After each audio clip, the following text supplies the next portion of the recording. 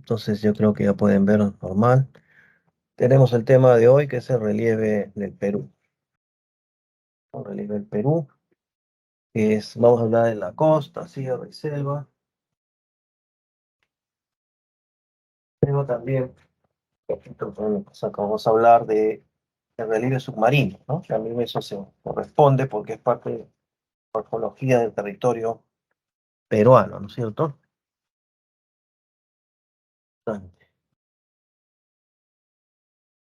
Bien, bueno, en la primera parte tenemos que recordar un poco que el Perú es un país que se encuentra ubicado pues cerca de la zona ecuatorial y como estamos en la zona ecuatorial prácticamente de 0 grados que es Ecuador hasta 23 grados, tanto al norte al sur es lo considerado una zona de clima tropical. O sea, de clima tropical quiere decir que todo el Perú debería ser como la selva, ¿no? Ese es la típica paisaje del clima tropical. Pero tenemos diferentes factores que posibilitan que el Perú tenga una costa desértica y la presencia de la cordillera de los Andes, que es la que genera los pisos ecológicos o pisos altitudinales, o llamados también regiones naturales, que, determinan pues estos cambios o esta variedad climática que tenemos en el país, ¿no? Y la biodiversidad que corresponde a la variedad climática también, o la variedad de vida, ¿no? Entonces, el Perú, bueno, vuelvo a repetir, deberíamos tener un clima tropical, ¿no? Por la ubicación latitudinal, pero pues, estamos explicando que debido a la cordillera de los Andes, tenemos la variedad de pisos ecológicos y en la costa peruana también es un desierto, que es todo lo contrario de un clima tropical, debido también a factores oceanográficos, ¿no? La corriente de Humboldt, de aguas frías, la corriente peruana y la otra corriente el Niño o contracorriente ecuatorial de aguas cálidas que baña las costas de Tumbes, Piura y el resto, costa central y sur, aguas frías, ¿no? Eso genera que en la costa tengamos un paisaje desértico, todos estos factores. Entonces, así es que el Perú, pues, tenemos esta variedad, ¿no? Tanto climática como geomorfológica, ¿no? El relieve submarino del mar peruano, tenemos que considerar la geomorfología que se encuentra entonces a la margen, con la margen continental peruana, este relieve viene a ser resultado de la interacción pues, de los esfuerzos entre la placa de Nazca y Sudamericana, ¿no? Esto es dentro de la tectónica de placas. Y es modelado por interacción de los procesos tectónicos asociados a sismicidad, porque recordemos que la zona de choque de placas genera zonas sísmicas, por eso que el Perú está dentro de una zona sísmica, y genera la subducción el hecho que la placa marina o no oceánica, esta placa submarina de Nazca se introduzca debajo de la placa sudamericana, ¿no? Entonces, esa zona de contacto, como ven en el dibujo, es lo que hace que el Perú esté en una zona de choque o convergencia de placas y por lo tanto, cada cierto tiempo tenemos temblores o hasta terremotos, ¿no? Y eso ya es algo inherente a la geología de nuestro país. Em, El relieve submarino, entonces, del mar peruano lo podemos reconocer en estas zonas, ¿no? La zona del Zócalo continental, como ven ustedes, que considera que eh, se le llama también al Zócalo plataforma continental, se extiende desde el nivel del mar hasta los 200 metros de profundidad. Aquí se localiza la base de las islas e islotes. En algunos sectores contiene yacimientos de hidrocarburos y además alberga el mar rico que tenemos en fitoplancton, también sobre todo en las aguas frías de la costa central y sur, el cual permite una mayor diversidad de especies hidrobiológicas, ¿no? del mar. Luego, como ustedes ven aquí en el dibujo también, el zócalo viene una especie de precipicio, una caída tremenda, ¿no? Eso se le llama el talud continental, ¿no? El talud, que es la continuación del zócalo, presenta un declive brusco, ¿no? Muy pronunciado. em, es, Se sitúa más o menos, claro, siguiendo la profundidad del talud, 200 metros hasta los 3000 metros de profundidad aproximadamente, ¿no? Y en este talud podemos encontrar cañones submarinos, ¿no? Que son formados por las corrientes oceánicas, etcétera. Y luego viene esta parte que dice fosa marina, que ustedes están viendo también en el dibujo, que si ustedes se dan cuenta es como una grieta, ¿no? Se está metiendo también hasta el agua un poco, pero en el fondo esta es la zona donde la placa de Nazca se introduce debajo de la placa sudamericana, ¿no? Esa se llama la zona de subducción, ¿se acuerdan, no?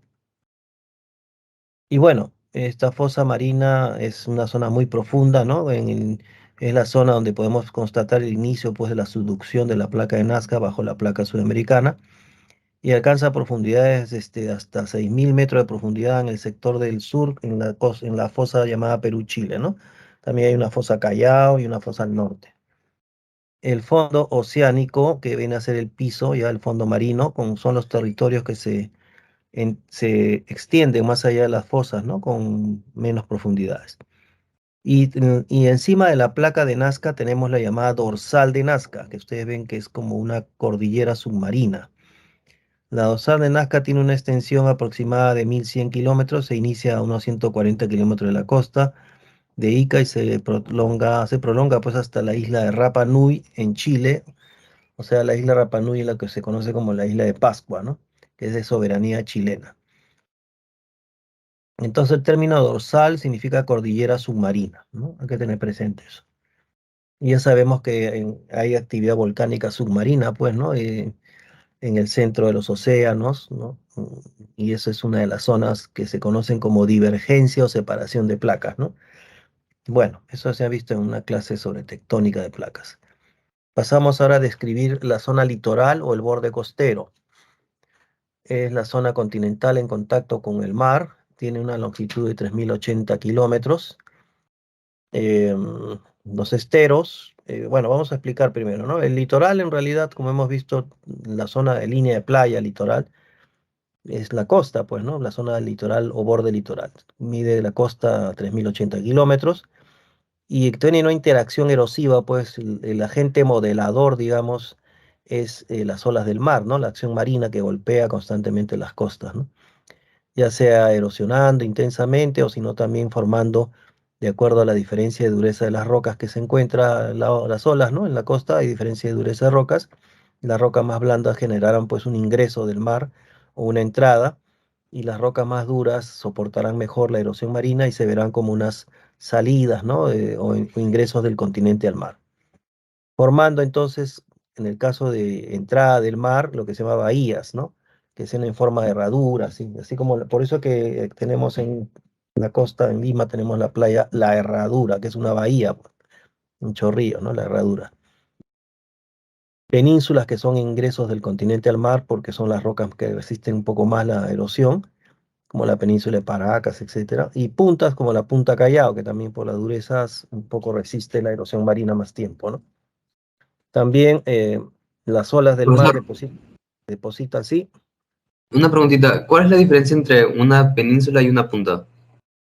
La diferencia es la forma. La península es como ves en el dibujo, una forma más o menos como si fuera más ancha y más igual es como un ingreso, pero la forma nomás varía. La punta es como su nombre lo describe, es como una aguja, ¿no? Por eso que en el norte hay punta aguja, incluso le llaman, ¿no? La forma es la única diferencia, pero los dos son ingresos del continente, aparentemente ingresos del continente al mar, ¿no? Pero la verdad es que son rocas que más resisten la erosión y por eso se han quedado en esa posición, ¿no? Bien, em, entonces ahí está bien clarito la península de Paracas, ¿no? Que no es una punta, como están viendo el dibujo, ¿no? Una punta es una especie como aguja, así, que ingresa al mar. Bien, tenemos también el mar, estaba explicando, que las olas del mar generan, pues, una especie de plataforma de erosión marina, ¿no? En la costa, en la zona de la playa me refiero, y es lo que origina las playas, ¿no? La erosión marina. El litoral costero también vamos a encontrar en el sector norte, contiene esteros, que vamos a ver que son zonas transicionales entre la desembocadura del río en el mar, y es una zona de mezcla de agua salada del mar con agua dulce, ¿no? Y vamos a ver que ahí se forman en el norte, sobre todo, estos bosques de árboles manglares, ¿no? Eh, entonces, estos bosques son de árboles que sobresalen las raíces al agua, ¿no? Es la típica apariencia, aspecto de los manglares, como ven en la foto de arriba, ¿no? Em, también vamos a mencionar pues algunos esteros, como por ejemplo el estero de Zarumilla, que es en la desembocadura del río Zarumilla, en Tumbes, ¿no? El estero de Bendito, Puerto Pizarro, ¿no? También río Tumbes, la bocana de Miramar, que es del río Chira en Piura, San Pedro, río Piura, y pasamos a la península, ¿no? Que están viendo ahí, que es un ingreso, como le dije, del continente al mar, así se presenta, ¿no?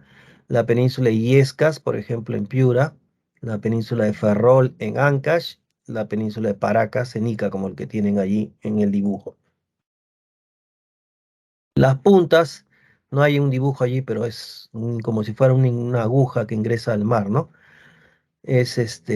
Tenemos puntas como las puntas Capones en Tumbes, balcones y punta balcones y punta aguja en Piura, ahí está su nombre, lo describe, la punta Callao, la Chira en Lima, ¿no? Y Lobos en Arequipa, ¿no?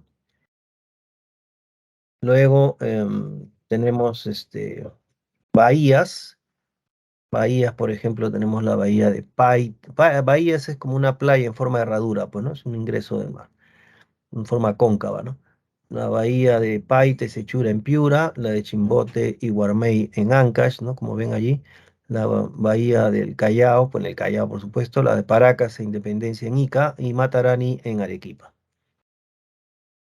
Bien, veamos ahora la llanura costera. Bueno, la llanura costera es la costa peruana, pues, que no estamos hablando ya litoral, no la zona del borde del litoral, sino estamos hablando de la costa en sí. En el dibujo pueden ver que la costa es como una franja angosta, ¿no? Pero que tiene su parte más ancha en Piura, en el desierto de Sechura, donde el ancho máximo alcanza 170 kilómetros. Y en Arequipa tenemos el ancho mínimo, ¿no? 5 kilómetros, que en la zona de Punta Lobos, Arequipa. En la costa central, como ven, es una zona angosta, más o menos tiene unos 30 kilómetros, ¿no? De ancho. En la llanura que se extiende, como menciona allí, ¿no? Es a lo largo del pie de monte. Pie de monte quiere decir en la base que termina o se inicia la cordillera de los Andes. Entonces de ahí en el pie de la cordillera, por decirlo así, se inicia hacia el lado de la costa, al oeste, la llanura costera, ¿no? Y se extiende hasta una altitud la costa de 0 metros en el nivel del mar hasta aproximadamente 1000 metros sobre el nivel del mar, ¿no? En la llanura costera podemos identificar geoformas como pampas, tablazos o terrazas marinas, ¿no? Le llaman los tablazos, vamos a ver, pequeñas lomas o colinas que se tienden a lo largo del pie de monte andino occidental y también es muy angosta, como dijimos en Arequipa, y, su mayor anchura está en Sechura, ¿no? 170 kilómetros. Principales tipos de relieves que podemos identificar o reconocer en la costa peruana, ¿no?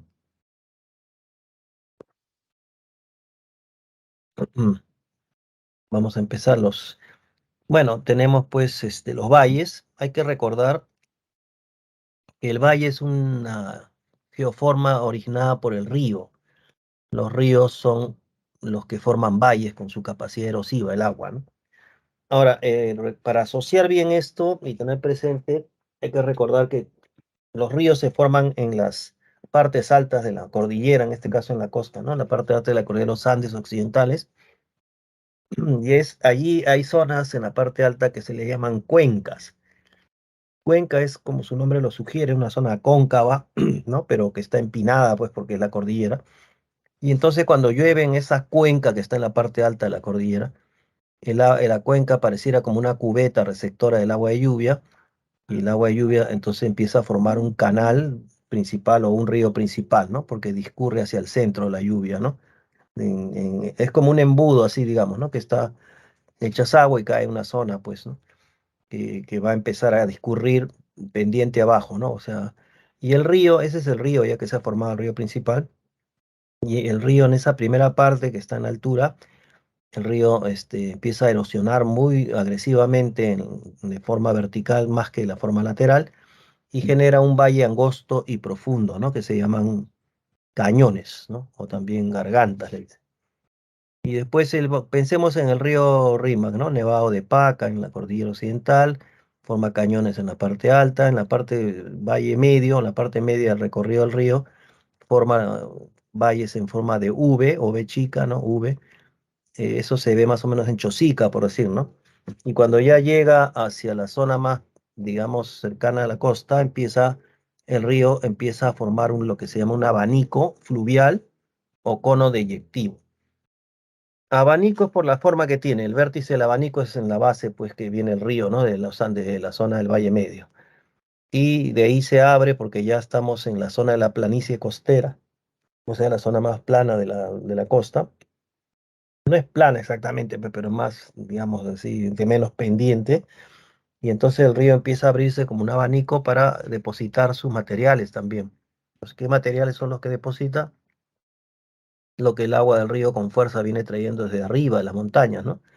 Que es fragmentos de roca, sedimentos, como le llaman en la parte baja, ya llegan estos sedimentos bastante erosionados por el recorrido, así que le llaman cantos rodados, que son como rocas que medias redondeadas, ¿no?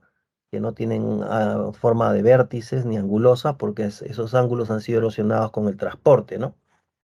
Y estos se llaman cantos rodados, que es lo que vemos cuando uno ve, por ejemplo, que están construyendo una casa, algo en la calle, y se acerca a mirar, hacen zanjas, ¿no? Para los cimientos y uno ve que cuando están sacando la tierra, está la tierra con unas rocas redondeadas.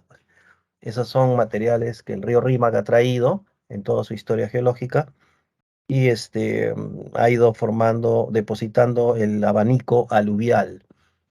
O cono deyectivo. Deyectivo quiere decir donde deposita, ¿no? Deposita estos materiales traídos por el río. Rocas, sedimentos, lima, arcilla, ¿no? Materiales de solución, en suspensión. Es decir, cuando el río empieza a depositar estos materiales en el abanico aluvial o abanico fluvial o coneyectivo, entonces ya va conformando depósitos que en general se les dice aluvial, ¿no? Depósito aluvial con V, ¿no? Depósito aluvial significa depósitos formados por material transportado por el río. Para no decir todo eso, material transportado por el río, digo aluvial nada más, ¿no? ¿Qué cosa transporta? Ya lo dije, ¿no? Sedimentos, partículas rocas subredondeadas, arcillas, limos, todo esos materiales lo va depositando. Y eso hace que en la costa peruana los valles formados, o sea, todo río forma un valle también, hay que tener presente eso, ¿no? Todo río forma un valle. Entonces, los valles de la costa, justo cuando los ríos de la costa están formando su abanico fluvial, es que son zonas de suelos productivos para la agricultura, ¿no? A pesar que la costa es un desierto, tiene suelos fértiles en los valles, ¿no? Tenemos los suelos más productivos están ahí en los valles. Entonces tenemos algunos valles costeños, por ejemplo en Tumbes, en Piura, el valle del río Chira y Piura, que están formados por los ríos, ¿no? Chira, Piura. En Lambayeque, el valle de la Leche, Chancay, Reque, Sano. Es en La Libertad, Jequetepeque, Chicama, Moche, ¿no? En Ancash, el Valle de Santa, Nepeña, Casma, Guarmey. En Lima, pues, el Valle del Norte de Lima, al sur de Lima, ¿no? Pativilca, Huaura, Chancay. Y a lo más cercano para la ciudad de Lima es el Valle del Chillón, donde está Ventanilla, Callao, ¿no? El Rima, donde está, pues, San Marcos, ¿no? El Rímac, río Rímac. Y al sur está el río Lurín, que es donde está Villa El Salvador, San Juan de Miraflores, etcétera. Cañete, ¿no? Y Cañete, que es donde está, pues, Playa Asia, ¿no? Toda esa zona. Después más al sur, en Ica encontramos el Valle de Chincha, Pisco, Ica, Río Grande, Palpa. En Arequipa el Valle de Acarí, Ocoña, Camaná, Víctor, Tambo. En Moquegua el Valle de Osmore. Y en Tacna el Valle de Locumba, Sama y Caplina. Y ahora entre los valles de la costa, o sea, entre los valles, como decir, entre el Valle del Rímac y el Valle del Chillón, ¿no? O el Rímac, el Valle del Lurín, se forman lo que se llaman pampas, que también son formadas por restos o partes del abanico aluvial de los ríos, por ejemplo, ¿no? Que forman los ríos en la planicie costera. Entonces esos abanicos a veces se juntan un poco en la parte de cerca al mar Y entonces esas pampas son también en parte conformadas por material aluvial, ¿no? O sea, son como llanuras desérticas, pero lo que menciona es que tienen conformada por depósitos aluviales, o sea, del río, y depósitos eólicos, o sea, arena por el viento, ¿no? Pero las pampas, si se someten a obras de irrigación, entonces las pampas se convierten en áreas agrícolas. Por eso es que se menciona que tiene un gran potencial agrícola, ¿no? Pero mediante obras de irrigación. Principales pampas, en Piura las pampas de Morropón, en Lambayeque las pampas de Olmos, que es la más extensa del Perú, en La Libertad la pampa de Chao, Virú, Moche, Chicama, por eso que el proyecto de irrigación de esas pampas se llama Chavimochi, por las siglas, ¿no? En Ancash tenemos la pampa de Casma, Nepeña, Chimbote.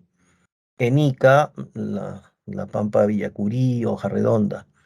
Y en Arequipa tenemos la pampa de Majes, Sihuas y La Joya. Ahí pueden ver en las fotos, por ejemplo, el Valle Majes cómo está verde, porque ya se ha irrigado y se han formado zonas fértiles, ¿no? Igualmente aquí en la foto de debajo. Ahora pasamos a explicar los tablazos. Los tablazos son terrazas de origen marino. Si ustedes ven la foto de la derecha donde dice tablazo de Máncora, ustedes verán, es como que de la playa miramos hacia atrás y vemos esta especie de peldaño, parece una escalera. Y encima, por ejemplo, como esta es una foto del tablazo de Máncora, los tablazos de la costa norte tienen petróleo adentro, ¿no? Tienen petróleo en su estructura. Pero solo los tablazos de la costa norte. Porque ¿dónde tenemos tablazos en la costa? En la costa norte y en la costa sur también hay. A partir de Ica tenemos varios tablazos. ¿Por qué se producen los tablazos? ¿No? Básicamente porque se considera que la costa norte y la costa sur se están levantando, o sea, están en un movimiento vertical de ascenso, que es un movimiento llamado epirogénico. ¿Se acuerdan, no? La epirogénesis. Entonces, la costa norte y sur se están levantando y en la costa central no hay tablazos. ¿Por qué? Porque se considera que la costa central, donde estamos nosotros, se está hundiendo, ¿no? Entonces, si hay tablazos, estarán bajo el agua del mar, ¿no? Los tablazos en el fondo vienen a ser antiguas zonas de playa, ¿no? Antiguas zonas de playa que se han ido, cuando se levanta la corteza, entonces el mar retrocede un poco y al levantarse, el tablazo se forma como un peldaño de escalera, ¿no?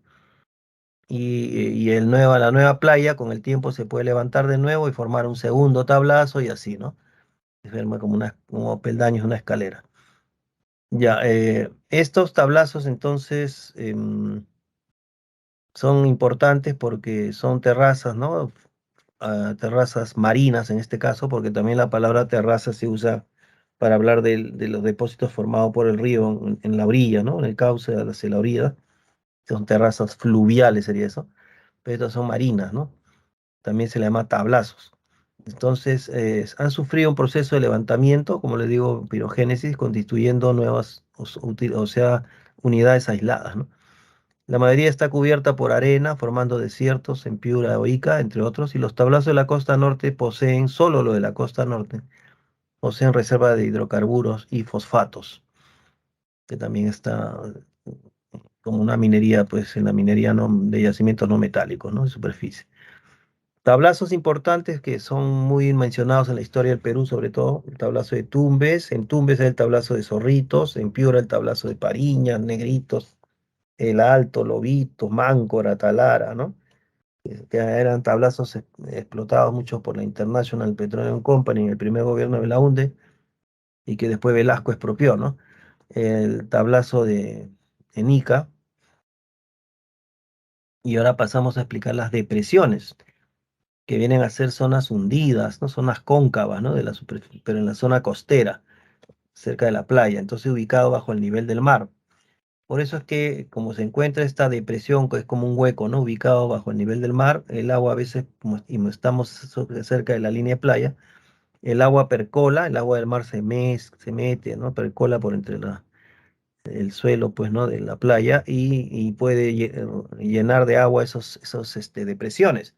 Y se forman unas formas muy conocidas como afloramiento de aguas saladas, a veces mezclado con agua dulce, porque el agua subterránea también puede mezclarse ahí y forman lo que los biólogos llaman humedales, ¿no? O también albúferas cuando es más con el agua del mar, pantanos, lagunas de abundante diversidad biológica, ¿no? En el caso de la costa, pues nosotros acá en Lima tenemos los pantanos de Villa, ¿no? Que está en la zona de playa, es como una laguna, pues, ¿no? La albúfera Medio Mundo, en una hermosa laguna, pues es una hermosa laguna localizada en el centro poblado de Medio Mundo, distrito de Vegeta, ¿no? Provincia de Huaura. En estas humedales, que son el agua que ingresa a la depresión, y la depresión, este hueco se encuentra a metros bajo el nivel del mar, pero en la zona del litoral, pues en la zona de playa. Por eso que el agua percola y forma estas humedales o lagunas. Si estos humedales son de agua salada mayormente, a la hora que se evapora, queda la sal. Entonces se va depositando sales en los fondos de las depresiones y de forma natural se forman depósitos de salinas o sales naturales, ¿no? Ahí pueden ver un Profesor, dibujito de la depresión, ¿sí? ¿qué es eso de transgresión marina? Transgresión marina es cuando el mar ingresa a la playa, a la costa. Eso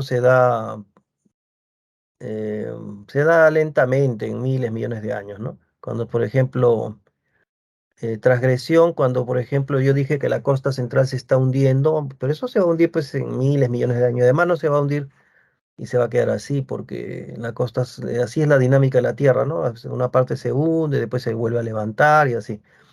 Pero, por ejemplo, que se esté hundiendo significa que el mar avanza, pues, ¿no? Transgrede, invade un poco la zona de playa. Lo contrario sería como en Piura, como en el norte y en el sur, que ahí se están levantando los tablazos, entonces el mar no transgrede, más bien hay una regresión marina, se llama eso, ¿no? Una regresión marina. Bien, seguimos con las depresiones. Entonces usted ve en el dibujo que se nota ahí una línea segmentada, punteada, ¿no? Ese es el nivel del mar, pero vean que hay la flecha que está indicando que hay una especie de hueco, ¿no? Que es lo que se rellena, pues, o se llena del agua del mar muchas veces, ¿no? Y forma estos humedales. Bien, tenemos entonces en Lambayeque algunas depresiones importantes como en Lambayeque en el norte la depresión de Cañamac, en Lima la de Salinas de Huacho, Medio Mundo, los pantanos de Villa, Salinas de Chilca. En Ica tenemos Otuma, en Arequipa las lagunas de Mejía y en Tacna los humedales de Ite. Bien, luego tenemos dunas, que son acumulaciones, montículos de arena, ¿no? Formadas por la acción del viento. El viento sopla en varias direcciones, cambiando de dirección porque los vientos soplan de zonas de alta presión a baja presión y así se desplaza el viento cambiando de dirección constantemente. Y entonces muchas dunas que son pequeñas cambian de dirección también, así como cambia la dirección del viento. Las dunas grandes ya no cambian porque son más grandes, más pesadas, entonces, pero las pequeñas sí cambian. Estas dunas que son montículos, por eso dice inestables de arena, que van cambiando de forma y posición, transportadas y depositadas por el viento, ¿no? Algunas de estas dunas son de tipo Barján o media luna, como un cuerno, ¿no? Barján o media luna. Y destaca la duna, pues, de Purpur. Y estas dunas mayormente se ubican, pues, en los desiertos, ¿no? De la costa, mayormente en los desiertos de Sechura e Ica. Tenemos dunas, por ejemplo, en Sechura, en las principales desiertos, donde tenemos algunas dunas en Ancón, en Paracas, Ica, en Ica mismo, en La Joya, Arequipa. Y también hay un dato de Duna Grande que se le llama así, o se le llama también Cerro Marcha, que es la duna más alta del Perú, la segunda después, dicen, ¿no? Del mundo, se localiza en la provincia de Nazca, en Ica, ¿no? Bien, pasamos ahora al tema de estribación. Acá ven en las fotos unos chicos que están haciendo como skate, pero en la parte de esta zona de la duna, que es más una pendiente o inclinación no tan empinada, y se pueden resbalar, ¿no? Por esa zona que se llama el Barlovento, ¿no? Y la otra parte que se ve aquí un poco más, más abrupta es el Sotavento. Pero eso indica la dirección del viento predominante, ¿no? Bien, las estribaciones andinas es un término que comúnmente nosotros llamamos a todas, a promontorio rocoso que hay en la costa, le decimos cerro, ¿no? Cerro San Cristóbal, cerro, ¿no? Ya bueno, para no decir cerro, se le puede decir estribación andina, porque no es la cordillera de los Andes, pues, ¿no? Sino es una estribación, está como decir paralelo, cercano a los Andes, pero no son los Andes. Entonces, en la costa peruana tenemos segmentos por sectores, unas montañas, como decir los cerros que hay en Chosica. Si han ido alguna vez, esos cerros no son la cordillera de los Andes. Esos son cerros que forman parte del batolito de la costa y también se le puede llamar estribaciones andinas. Em, Esto van desde los Andes al litoral, ¿no? Van perdiendo altura conforme se van hacia el oeste. Estas estribaciones, por ejemplo, también pueden formar a lo que se llama lomas, colinas costeras, que estas lomas o colinas costeras en la zona de las laderas occidentales de la costa, de las estribaciones andinas, cuando es invierno, por ejemplo, empieza a reverdecer porque la neblina que viene cargada de humedad humedece pues a estas lomas o colinas, por eso que reverdecen en invierno, ¿no? Con la época de lluvias. Y también se vuelve a secar la loma cuando termina el invierno. O sea que son un reverdecimiento temporal nada más, ¿no? O sea, de acuerdo a la estación, unos meses nomás, forman un ecosistema interesante. Se presentan entonces las lomas cuando están las neblinas, pues comienza a generar vegetación de diversos tipos, y así que la loma o colina se pone como en la foto, ¿no? Se pone toda llena de flores, reverdece, pasto, etcétera. Entonces, también la lluvia, como es invierno, lo que tenemos en la costa no es lluvia torrencial, sino tenemos garúa, ¿no? O llovizna fina, ¿no? Principales lomas que tenemos en la costa distribuidas de los 6 grados latitud sur Piura hasta los 18 grados latitud sur Tacna. Tenemos Loma de la Chay en la provincia de Huaura, Lomas de Ancón, de Lúcumo y Amancaes en la provincia de Lima, las Lomas de Atiquipa, ¿no? Que es de las más extensa, y se localiza en la provincia de Carabalí, en Carabalí, ¿no? En el departamento de Arequipa. Luego vamos a pasar a ver un accidente geográfico de la costa que es muy llamativo, muy curioso, que se le llama Cordillera de la Costa, pero en el fondo no es una cordillera actualmente, sino lo fue hace millones de años. Antes que hubiera la cordillera de los Andes, había entre la costa peruana, por decir, y la zona mm, digamos, no había cordillera de los Andes, solamente había la costa y la zona del escudo o plataforma brasileña, ¿no? El llano amazónico. No había cordillera, ¿y cómo había entonces ahí? Había un mar intracontinental, o sea, un mar cuyas aguas ingresaban por el norte, por Venezuela, por ahí, Colombia, Venezuela, y el mar, y hacia el sur teníamos este, el ingreso del mar por el sur era por la zona argentina, por ahí. Entonces, antiguamente el país, territorio peruano era conformado por la cordillera de la costa, el mar intracontinental y la plataforma o escudo brasileño, ¿no? Esa es la zona de Sudamérica. Pero cuando ya en este mar intracontinental los ríos, todo empiezan a ir dejando sedimentos de miles de años, entonces se produce pues digamos, un proceso de convergencia de placas y se genera, este, ah, pues que los sedimentos, ¿no? O sea, las partículas que los ríos de la costa, de la cordillera costa y los ríos de la selva amazónica estaban dejando ahí en esa cuenca marina, ¿no? Intracontinental, o sea, dentro del continente. Y cuando ya vienen el movimiento de la placa de Nazca que choca, entonces esos sedimentos que estaban en la cuenca marina intracontinental se van plegando, deformando y se levanta la cordillera de los Andes, ¿no? Pero ¿qué pasa con la cordillera de la costa? Como todo en la Tierra se va erosionando, desgastando, y la cordillera de la costa es más antigua pues que la cordillera de los Andes,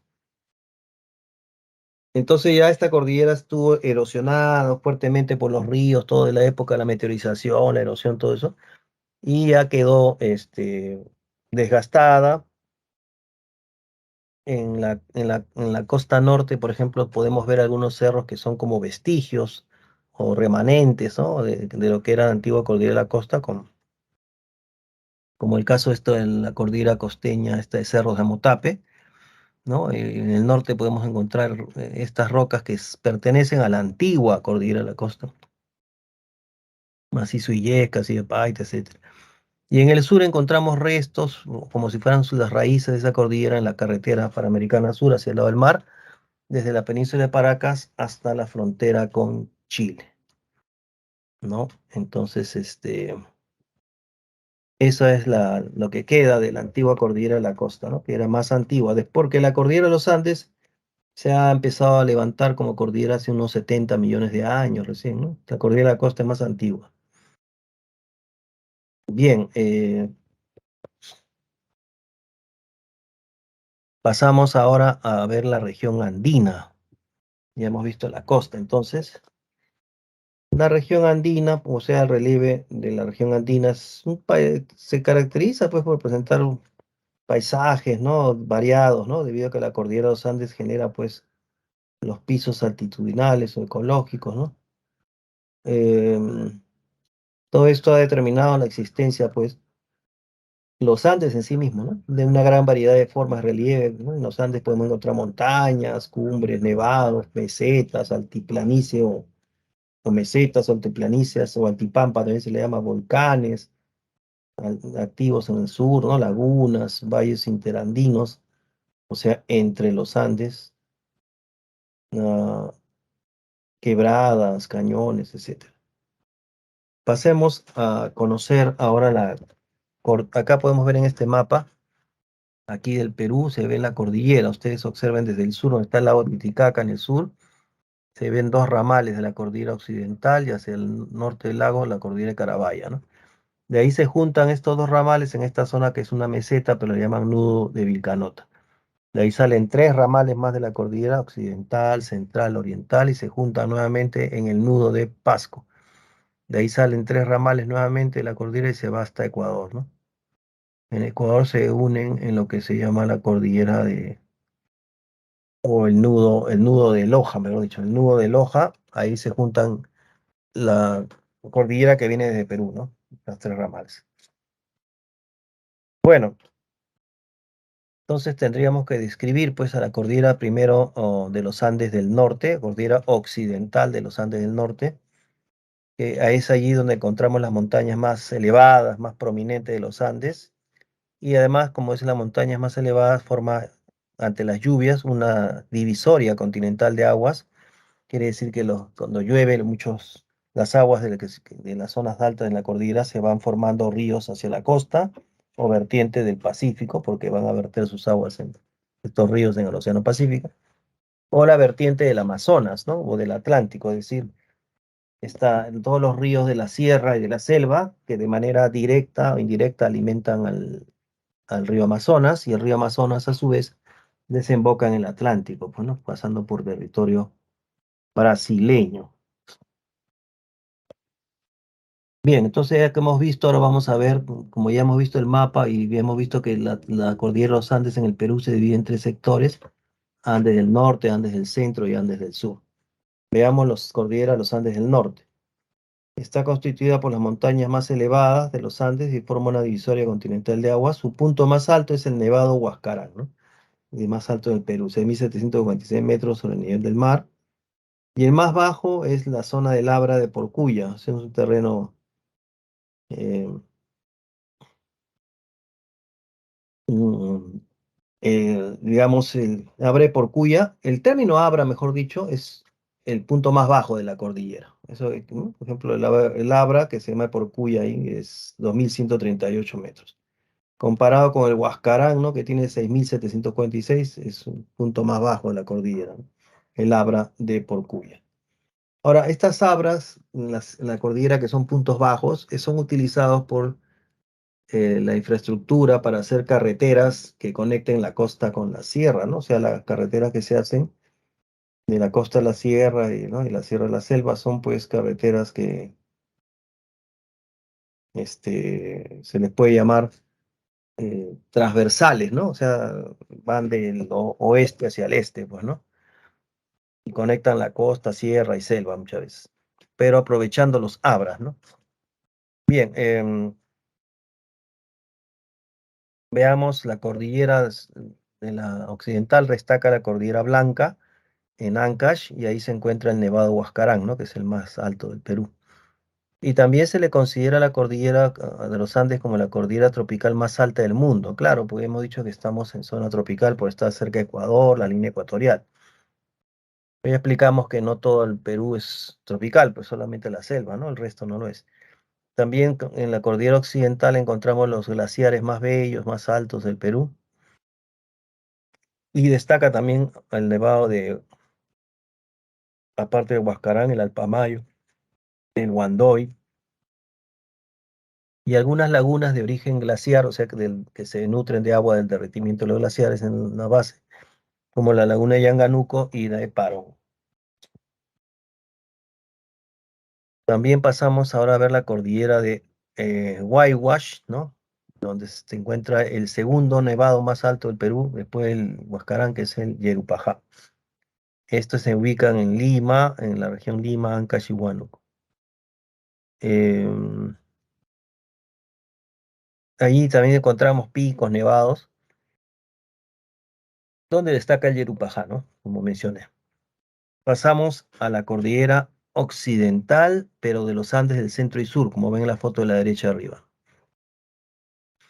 Empecemos viendo la cordillera de estas zonas, la cordillera de la Viuda, que está entre Lima y Junín. Tiene una longitud de 60 kilómetros, el punto más alto es el nevado de Rajuntay, ¿no? Y también destaca la laguna Chonta, al pie del Nevado Corte, que es donde nace casualmente el río Chillón, ¿no? Que es el río que tenemos al norte de Lima, ¿no? En Callao.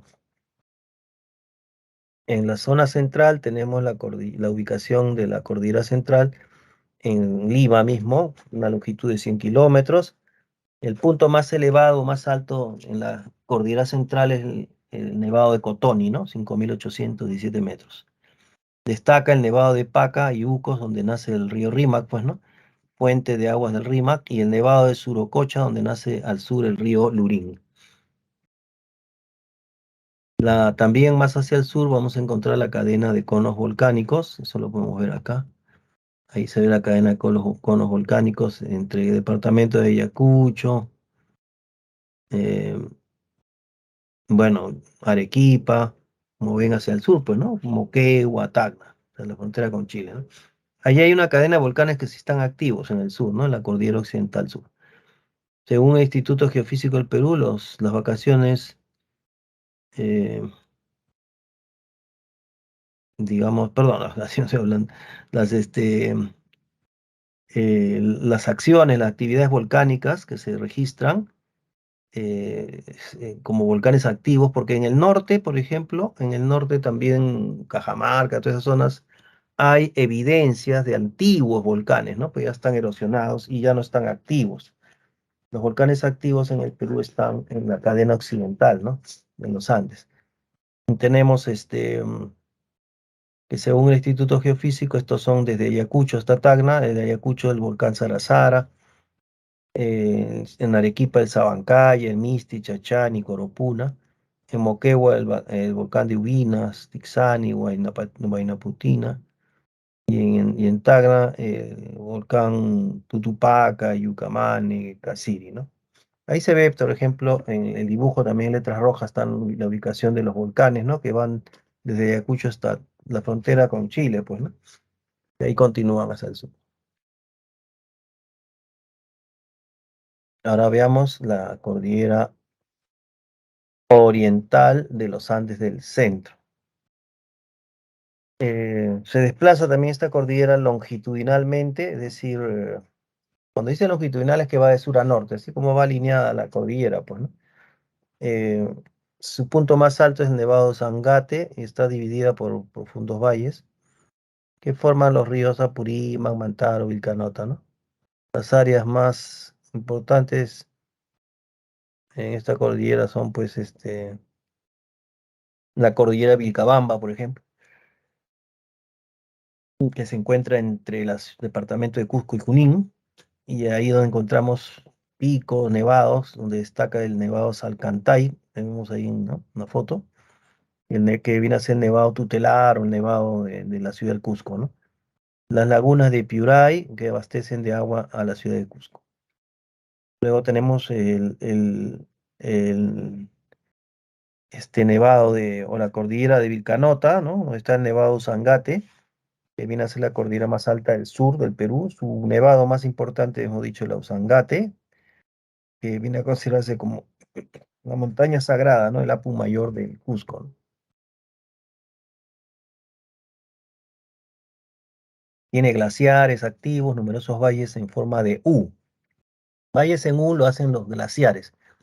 Los valles en B, V lo hacen los ríos. Entonces, en verdad, estos valles en U de los glaciares es porque el glaciar está erosionando todo el hielo ahí y se derrite un poco, retrocede y deja estas formas en forma de U. O sea que es un valle también en altitudes, porque el nevado está a 4 o 5 mil metros para arriba.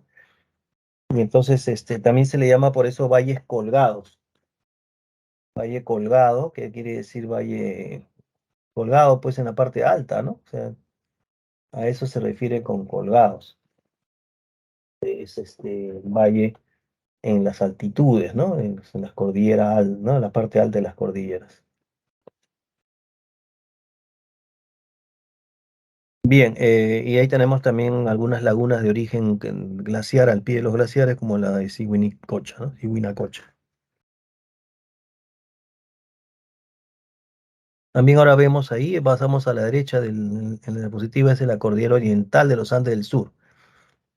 Hablamos de la cordillera Carabaya, en Puno, ¿no? Ya estamos en Puno, donde se encuentra el nevado más importante, que es el Alincapat, que está en la foto, de 5.780 metros en nivel del mar, uno de los más hermosos, ¿no? Del mundo.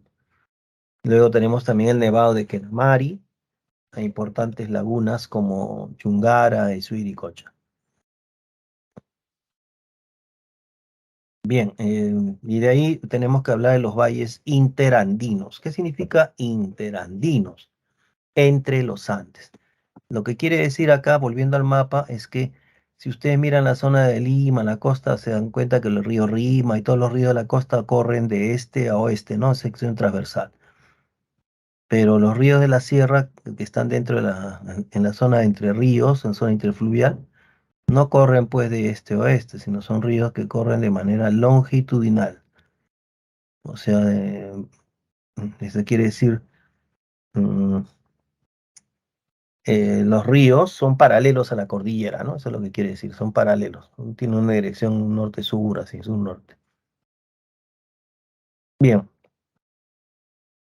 y entonces los valles interandinos también vienen a ser constituidas por las planicies aluviales, cuyos suelos son fértiles, más fértiles en la sierra, garantizando gran producción agropecuaria, ¿no? O sea, de camélidos y, y agricultura y ganadería, ¿no?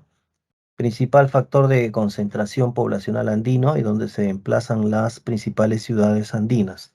O sea, las principales ciudades de la sierra se encuentran en los valles interandinos, o sea, entre los Andes. Estos valles se desplazan longitudinalmente y se ubican entre la cordillera occidental y la cordillera central de los Andes. Tenemos la región. ¿Qué valles interandinos importantes tenemos? En la zona de Piura al norte, o sea, la sierra de Piura, ¿no? No, no es la costa de Piura, sino la sierra, porque también, igual que Lima tiene sierra también, pues, ¿no? Entonces, la sierra de Piura está el valle de interandino de Huancabamba, en Cajamarca, el valle de Cutervo, Selendín, en La Libertad está Valle de Santiago de Chuco, en Ancash el valle de Callejón de Huaylas, en Lima el de Canta, Huarochirí, Yauyos, que es la sierra de Lima, Junín, el valle del Mantaro, en Ayacucho el valle de Huanta, en Arequipa el valle de Chilicolca y el valle en Cusco el valle de Guatanay y Urubamba, ¿no?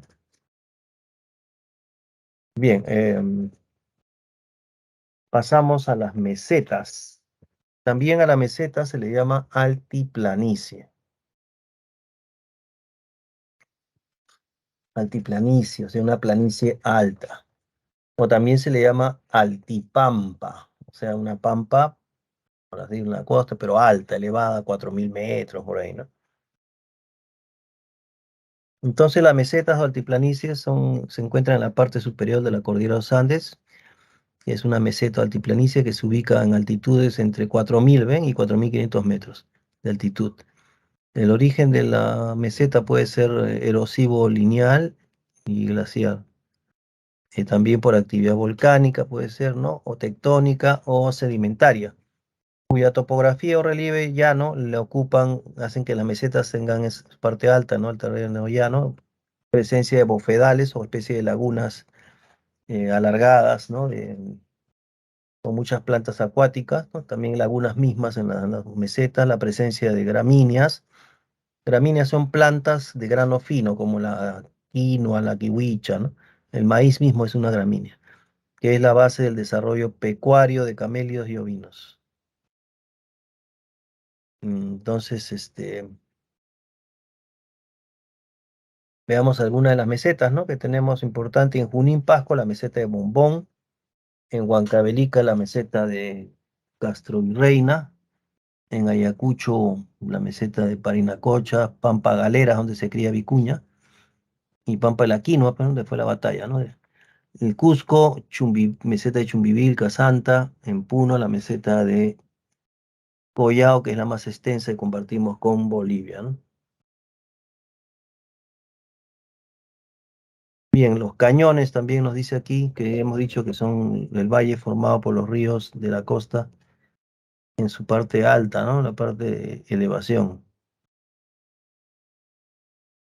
Bien, estos cañones, que son en las partes altas, como les digo, la naciente de los ríos, donde el río tiene más fuerza erosiva a sus aguas porque la pendiente, la inclinación del terreno es muy alta, y así el río profundiza más verticalmente que lateralmente y forma un valle encañonado, le llaman, ¿no? O sea, encañonado es, a mí le dicen garganta, pues así como un cañón, ¿no? Mm, Gargantas profundas con paredes alargadas, casi verticales. Aprovechando las formas de estos relieves, o sea que tienen agua que cae con mucha fuerza, porque es la parte del valle alto, también se han construido centrales hidroeléctricas para aprovechar la fuerza del agua, ¿no? Y así formar electricidad.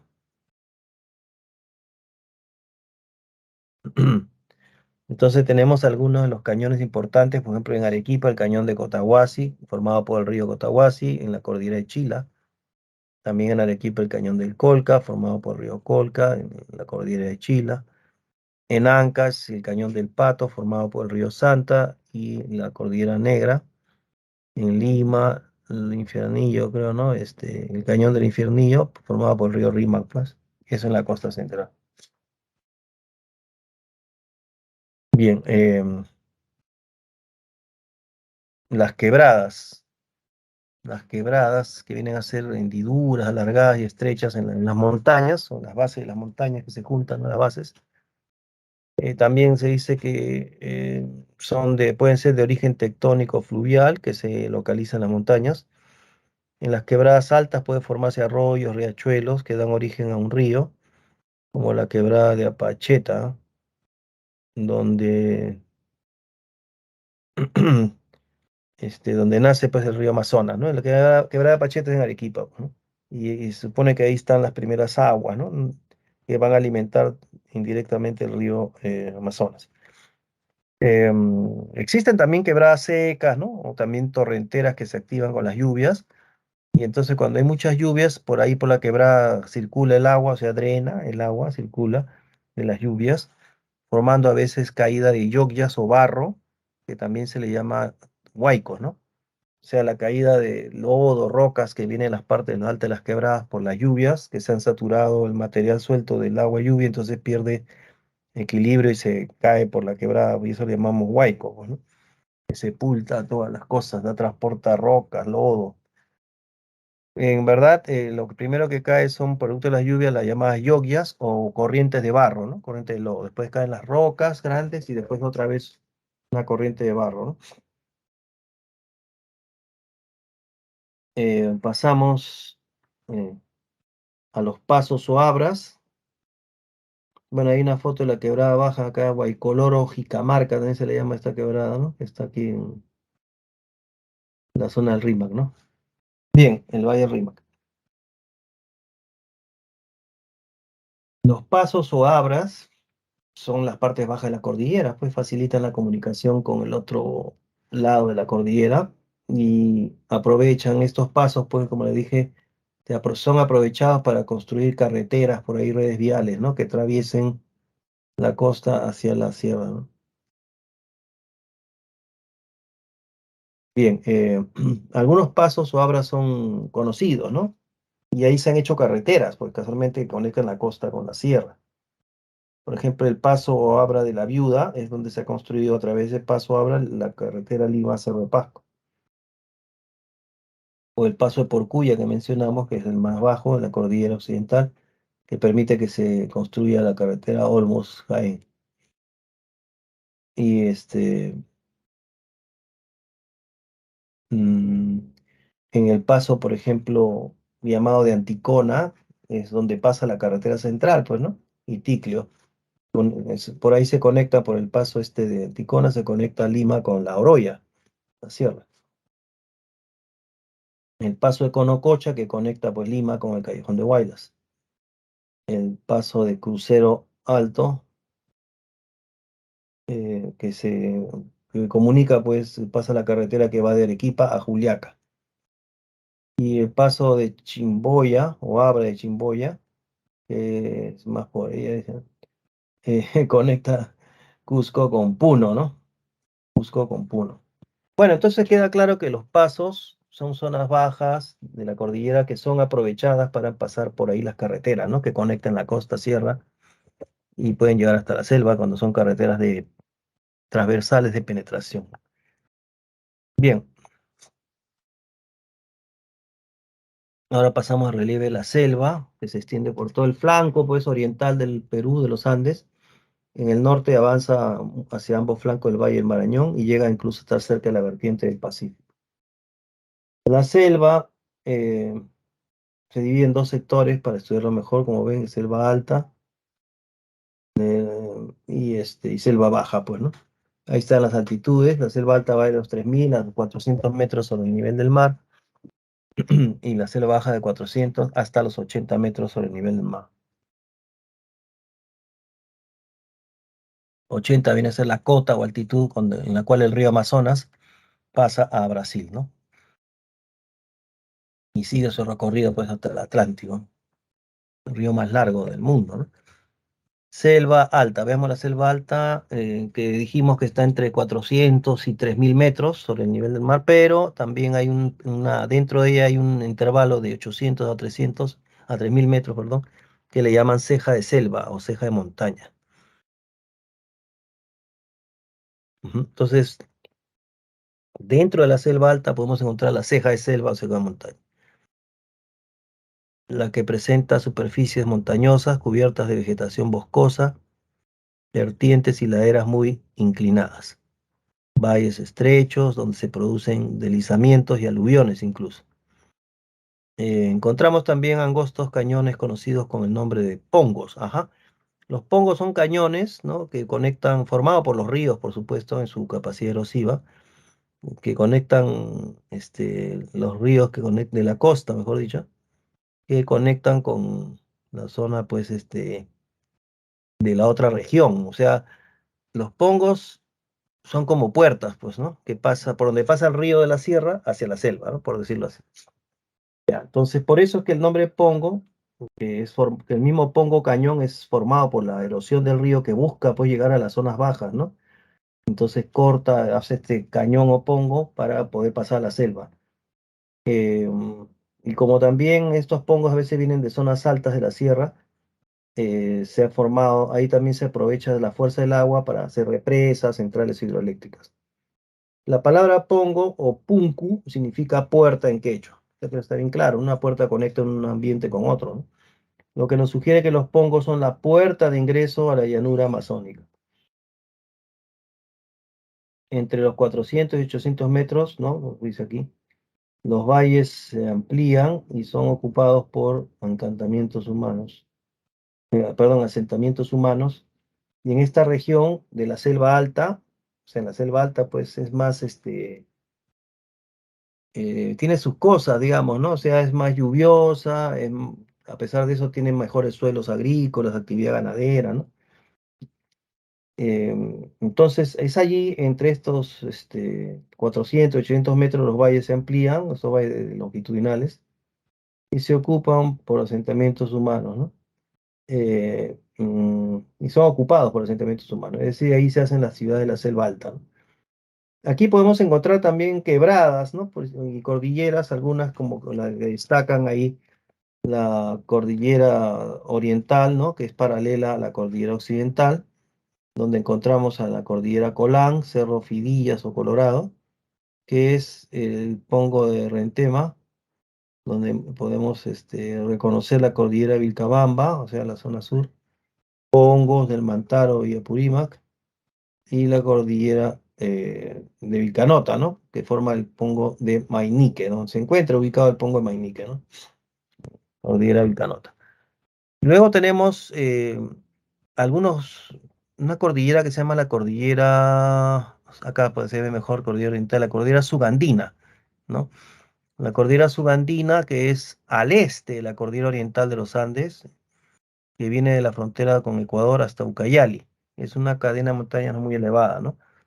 Y ahí hay los llamados cerros Campanquis, Pongo de Manseriche, Cordillera Azul, el Pongo de Aguirre, el Boquerón del Padre Abad. Boquerón significa Pongo también, pues, ¿no? De Ucayali. Bien, los valles que encontramos en la zona de la selva, pues alta, son también longitudinales, o sea, de norte a sur o sur a norte, paralelos a la cordillera, en las partes altas, son angostos y profundos, enmarcados para enmarcados por los contrafuertes andinos y se va ampliando entre los 400 y 800 metros sobre el nivel del mar. Presentan estos pues una morfología poco accidentada, con cerros de escasa altura y terrazas escalonadas, ¿no? Sus suelos, acá vamos a ver también que los suelos de la selva alta son más productivos que los suelos de la selva baja, ¿no? Por eso que en la selva alta encontramos actividades agropecuarias eh, tropicales, ¿no? Que son, vienen a ser pues los suelos de la selva alta en los valles son los más aprovechados, ¿no? En el Perú, ¿no?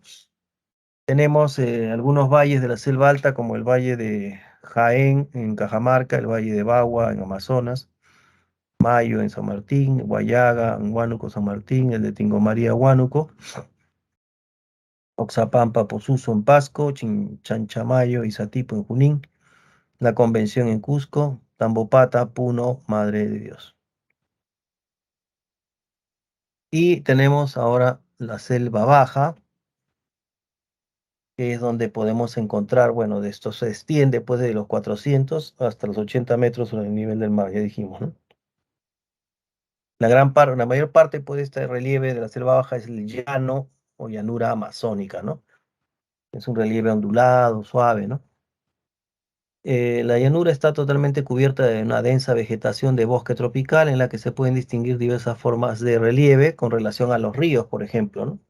Si ustedes ven el dibujo allí, se ve el río al lado derecho y se ve una línea celeste, azulina, y se ve una línea que por encima del río, que hay una flecha que marca esa línea que es el nivel de crecida del río, es decir, cuando el río tiene más volumen de agua por las lluvias, etcétera, puede crecer, o sea, una crecida, o sea, elevar su nivel de agua y hasta donde marca ahí, ¿no? El geólogo ahí en esa parte, ¿no? Y también los ríos tienen dos periodos, pues uno de crecida, cuando hay muchas lluvias crece, el caudal se desborda, pues, ¿no? Y el otro es de estiaje, es decir, cuando tiene menos volumen de agua en el año. Estiaje es el nivel bajo, ¿no? Mínimo de agua. Pero siempre los ríos de la selva tienen mucha agua, son navegables, pues, ¿no? No es como la costa. El único río navegable en la costa es el río Tumbes, pero después el resto no hay ni uno, ¿no? Ustedes nunca han visto un barco en el río Rima, pues, ¿no? No puede haber porque no se presta, ¿no? La morfología. Bien, veamos ese relieve que empieza a la izquierda con altos, restingas, barrizales, playas, ¿no? Pero hacia el lado izquierdo de los altos, es decir, encontramos los filos todavía, que no lo menciona en el dibujo. Los filos son colinas de poca elevación, cubierto de vegetación, que separan las quebradas entre sí. Y los altos son, pues, dice, donde tiene terrenos constituidos por terrazas aluviales o del río, de poca elevación, no inundables, apropiados para el desarrollo de la agricultura permanente y sembrío de pastos, ¿no? Y aquí en los altos es donde se emplazan las principales ciudades de la selva, dijimos, ¿no? Bueno, de ahí viene, casualmente porque los altos no es inundables que se construyen las ciudades, pues, para que no sean inundadas con la crecida del río. Bajiales, que está en la zona de, cercano a la zona de playa, orilla, más o menos del río, ¿no? Bueno, acá lo dice. Son zonas de presión que se ubican entre dos restingas, o por ahí, ¿no? A veces, o entre una restinga y una playa. Tiene mal drenaje. Drenaje quiere decir circulación del agua. Cuando dice mal drenaje, es decir mala circulación del agua. Y se inundan por acción de algún río o de las precipitaciones. Bien, luego tenemos ahí ven las restingas, que son relieves ubicados por debajo de los altos, pero por encima de los barriales y las playas. Se forman por sedimentos dejados durante las inundaciones periódicas o esporádicas, perdón, ¿no? O sea, temporales. Los cultivos predominantes son plátano, yuca, maíz, frijol, hortalizas. Luego los barriales, que están más cerca de la línea de la orilla, son zona de depósito de sedimentos recientes, de limo, arcilla, que afloran en épocas de vaciante del río, ¿no? O sea, de estiaje, ¿no? Se localizan en zonas adyacentes a las playas, podrían, em, alguno, digamos, en estos barriales, ¿no? Hay que tener presente que por estar cerca de la playa, entonces tiene mucha agua a veces, ¿no? Los terrenos son muy húmedos, entonces la gente que sabe aprovecha de plantar arroz, porque el arroz es una planta que crece con bastante agua, ¿no? No hay problema ahí. No todas las plantas crecen en las mismas condiciones, porque no son los que agricultores conocen. Y las playas, que son zonas de la orilla de los ríos, de la selva que resulta del depósito de sedimentos recientes con partículas gruesas de arena que afloran en épocas de estiaje. En estas áreas se siembra el frijol. Las tahuampas, que ya vemos en el dibujo, ahí también, bueno, está más cerca todavía, son zonas inundadas casi siempre, son zonas de relieve cóncavo con muy poco drenaje de agua cubierta de una vegetación de palmera llamada aguaje, ¿no? Esta o está expuesta pues a las inundaciones periódicas en Atahuampa, en aguas negras o de mezclas, ¿no? Y finalmente las cochas o pantanos que lo vemos en esta foto abajo, que dice meandros y tipisca. Tipisca viene a ser laguna de media luna, como lo ven, o laguna de herradura por la forma que tiene. Esta laguna se forma cuando el río en el llano amazónico está bastante plano, entonces el río divaga, va haciendo estas curvas o sinuosidades, pero a veces estos meandros son abandonados, ¿no? Se separan de la parte del caudal porque el caudal cambia de dirección y se queda como estas aguas empozadas bajo la forma de un pantano, ¿no? Entonces, en estas lagunas o cochas o tipiscas, que son lagunas de media luna, herradura en la zona de selva baja, se forma un ecosistema muy interesante, pues, ¿no? Que los biólogos les gusta estudiar porque ahí van un ecosistema de aves, insectos, ¿no? Entonces las cochas son lagunas en forma de luna formada por el cauce meándrico de curvas de los ríos y las lagunas fluviales o cochas son brazos de ríos que por diversos factores naturales se han ido separando, ¿no? De los cursos originales hasta quedar aislados, ¿no? Bien, y tenemos ahora para finalizar pues la cordillera que está más al este de la cordillera oriental, que se le llama la cordillera Contamana, conocida como cordillera ultra oriental, o sea, más hacia el este, o cordillera de San Francisco. Se, mm, esta cordillera o faja sudandina, también se le llama, viene pues de la frontera con Ecuador y sigue hasta la zona de Ucayali, ¿no? Eh, Ahí donde los cerros del Cono Aguja se llama esa zona. Y bandera de Brasil.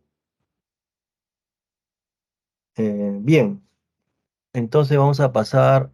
Acá estaban las fotos de las Tahuampas que están inundadas. Miren dónde le queda el agua a este hombre. Las playas, los barrizales, la cordillera Contamana, ¿no? Que son estas cadenas montañas.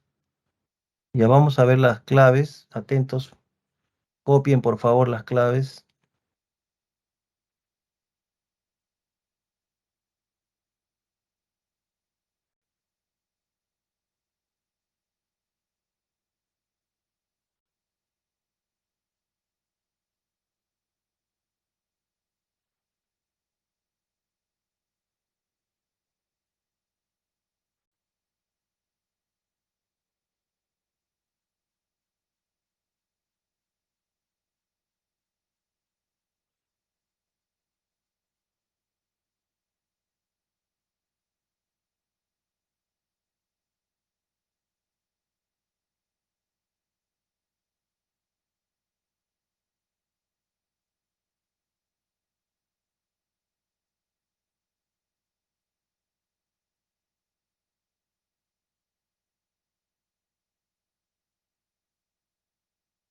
Bien, entonces E, 1E de esperanza, 2B de botella, 3B de botella, 4C de casa, ¿no? Vamos a ver rápidamente porque tenemos que hacer cívica también. El ejercicio 1 nos dice la costa peruana es una región ubicada entre el mar peruano y la región andina que ha permitido una diversa geomorfología, ¿no? Al respecto, establezca correctamente la relación entre los siguientes relieves de la costa y sus características. Y nos dice que es la letra E, o sea, uno conos deyectivos con B. Se extiende de forma transversal en el curso inferior de los ríos. Dos, perdón, uno B, ¿no? Dos con D. Pampas eh, con D, dice, se forman por depósitos aluviales y guardan potencial agrícola. Tres, depresiones con A, son terrenos cóncavos donde se produce afloramiento de aguas saladas. Y cuatro, tablazos con C, son terrazas de origen marino en proceso de levantamiento. Bien, ejercicio 2 nos dice las diferentes geoformas que muestra el paisaje andino están determinadas por la imponente presencia de los Andes en relación al anterior. Identifique los enunciados correctos, ¿no?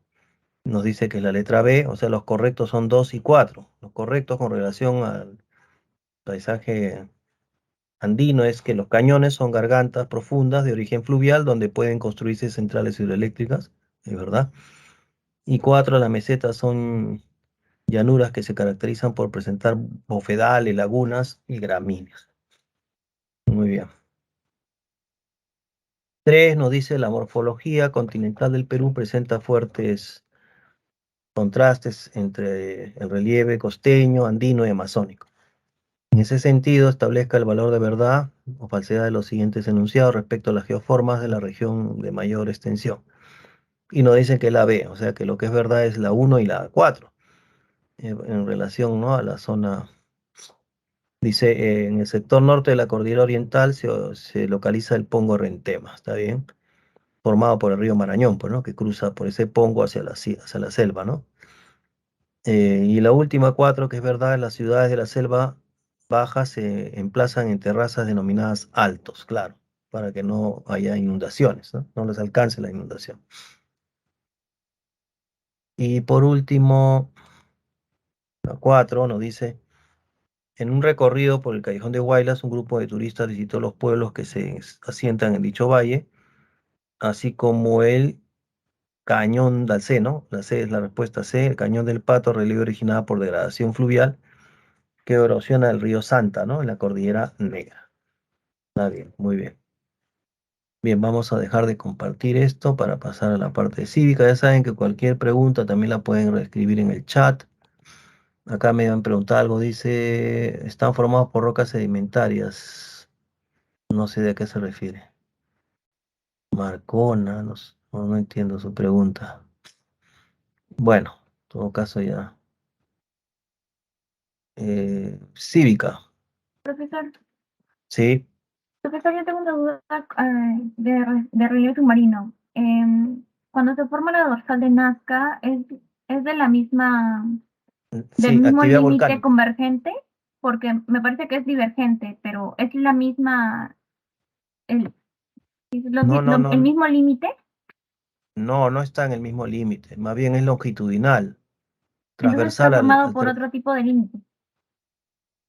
no está formado por límite, está formado por actividad volcánica submarina. O sea, la dorsal de Nazca está formada, es como decir la cordillera volcánica submarina. No es un Ok, tipo profesor, de gracias. límite. Sí, no es un tipo de límite, así. Ay, No sí es me como acordé, las.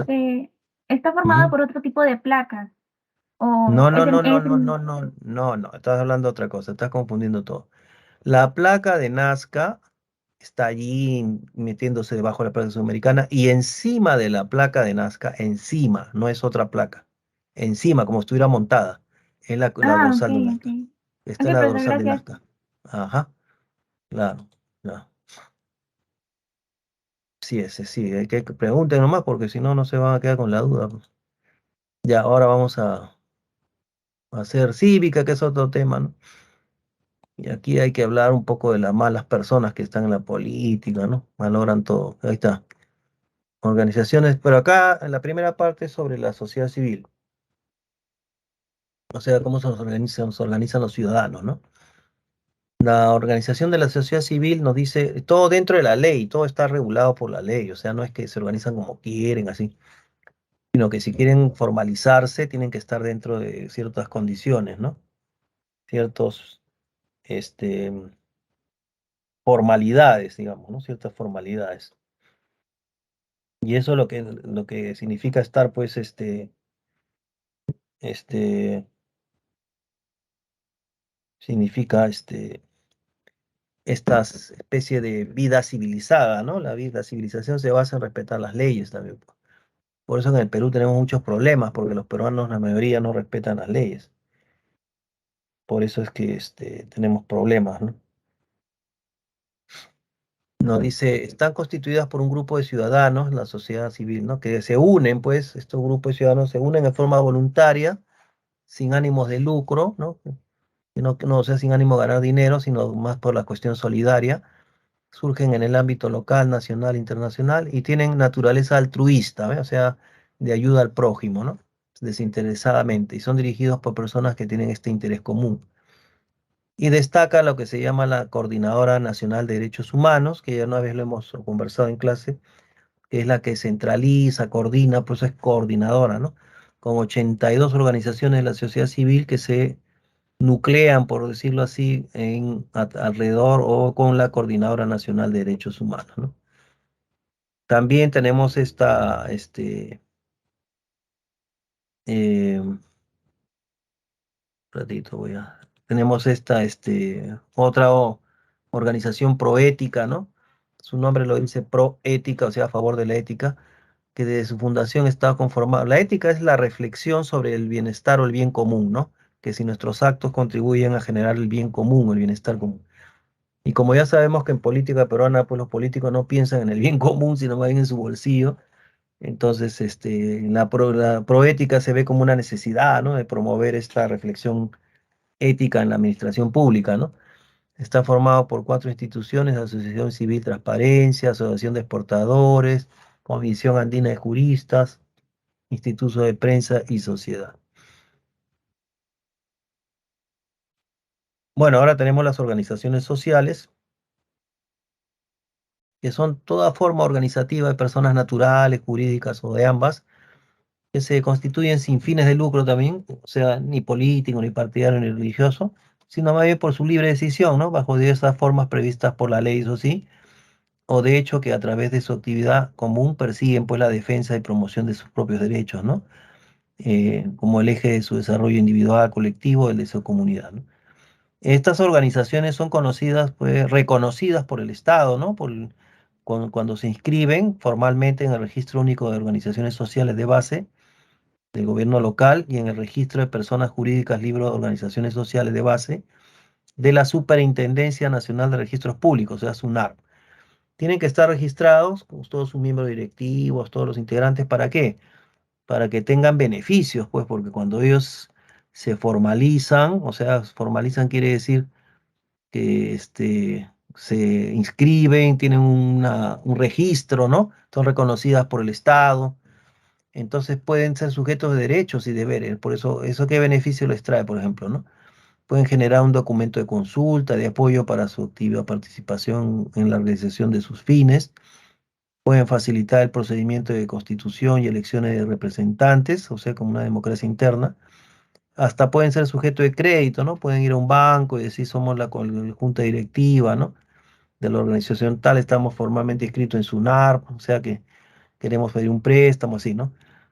Pueden también, cuando están formalizados, pueden suscribir convenios, abrir cuentas bancarias, recibir donaciones, formalizar acuerdos de su organización, autorizar la formulación de programas y proyectos de desarrollo para su ejecución, ¿no? Y participar también, pues, en espacios abiertos, eh, eh, este, digamos que estos beneficios de la formalización son así, le abre las puertas, digamos, para transacciones económicas, comerciales, porque son formales, pues, ¿no? Entonces, pueden tener esas gestiones que estamos mostrando aquí, ¿no?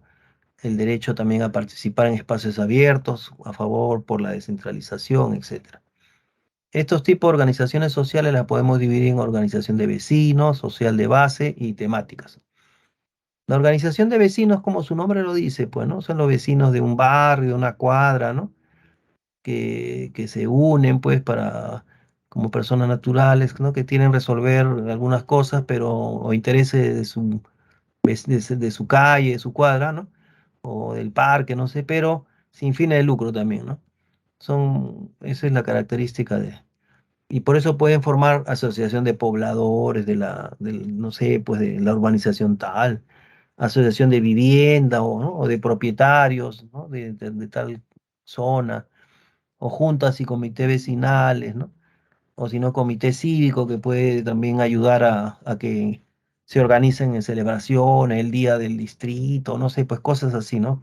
Que son participaciones colectivas cívicas. En cambio, las organizaciones sociales de base son más por interés alimentario, o sea, son organizaciones que buscan atender a la gente de gente de pocos recursos, ¿no? Y de gente en situación vulnerable, y entonces hacen estos almuerzos, comedores populares, clubes de madre, ¿no? Comité de vaso de leche, que era en la época de los 80, ¿no? Para darle un vaso de leche a los escolares. Eso se hizo con el alcalde de Barrantes Lingán, ¿no? En los 82, 83. Comedores populares, autogestionarios, cocinas familiares, centro materno-infantil. Como ven, es para ayudar básicamente entre ellos y sobre todo en este caso de la organización social de base con énfasis en la atención de alimentos, ¿no? De brindar alimentos a poco costo, bueno, a costo barato.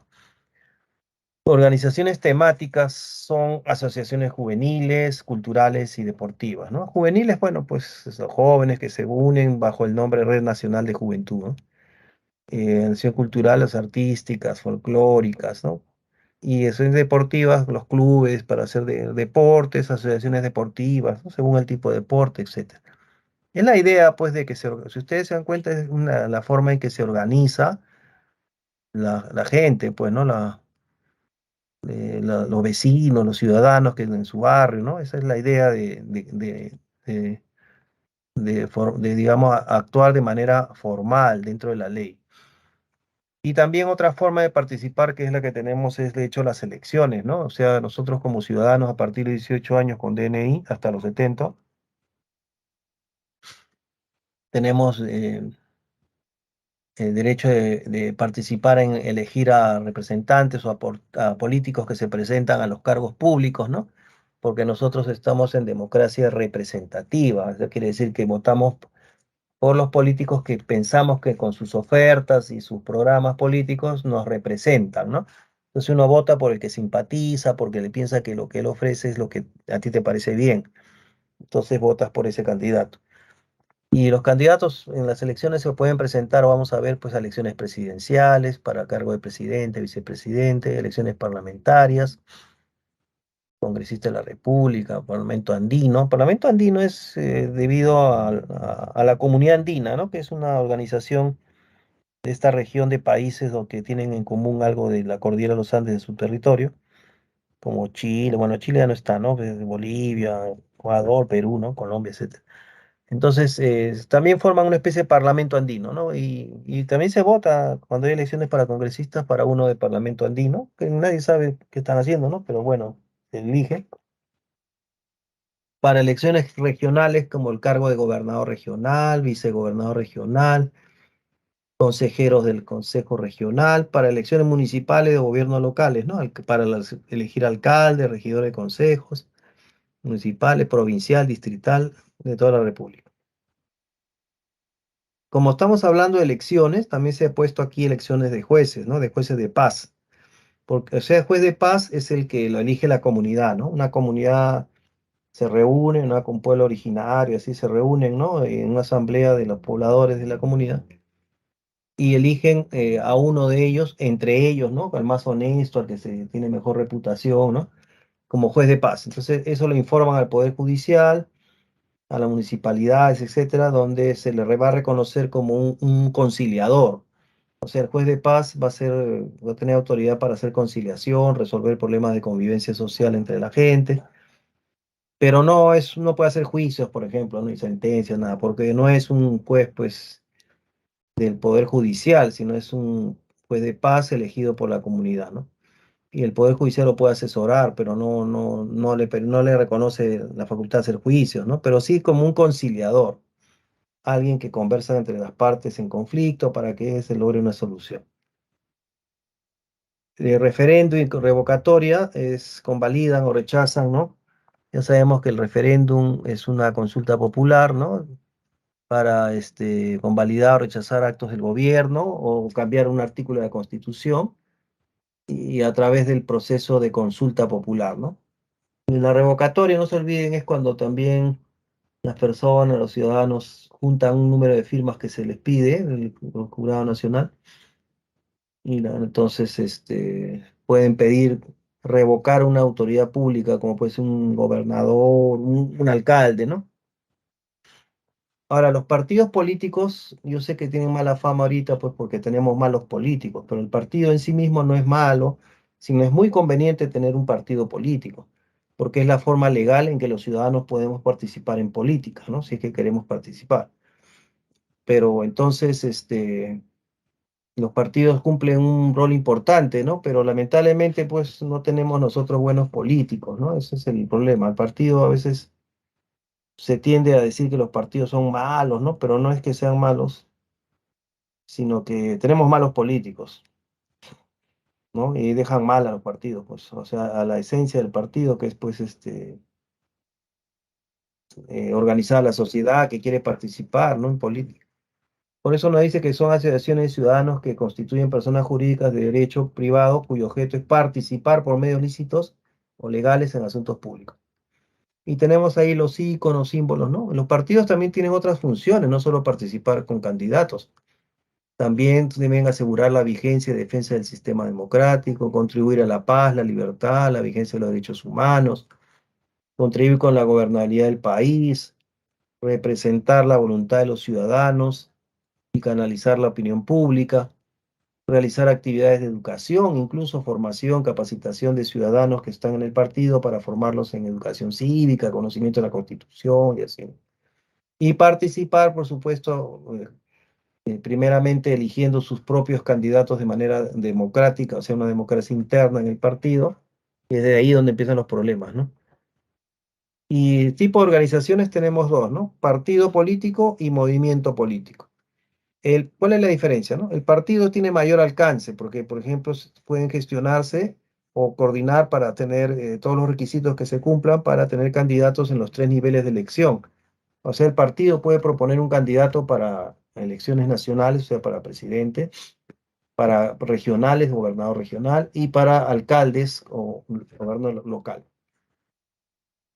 En cambio, los movimientos políticos, que son más de región, departamentos, pueden participar a nivel regional, o sea, en su región y local, ¿no? O sea, a nivel de gobernador y a nivel de alcaldes, ¿no? Tanto provincial, distrital, pero no a nivel nacional. ¿Por qué? Porque estos movimientos políticos se organizan para sus propios problemas de la región, para presentar candidatos de su propia región, ¿no? Entonces, no participan a nivel nacional.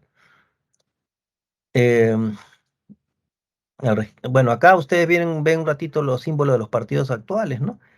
Pero yo sé también que los partidos políticos, aparte de tener la inscripción y tener todos los requerimientos para participar como partidos, también muchos, en verdad, los partidos se forman porque a través, alrededor de una ideología, ¿no? O sea, alguien que ha analizado la realidad peruana, ¿no? Y que tiene una propuesta de desarrollo del Perú. Por ejemplo, partidos que tienen una ideología o un líder que ha escrito cosas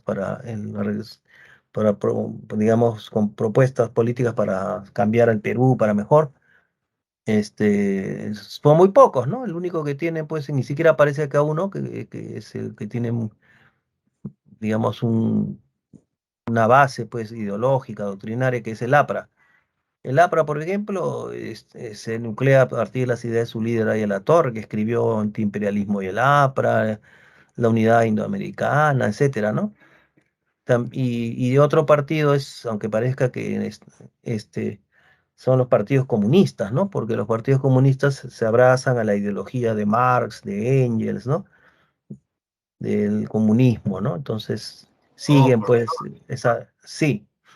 ¿y qué habrá sido de esos partidos comunistas así que usted dijo? Tengo entendido que ya el Perú tuvo uno de ellos, ¿no? No te entiendo.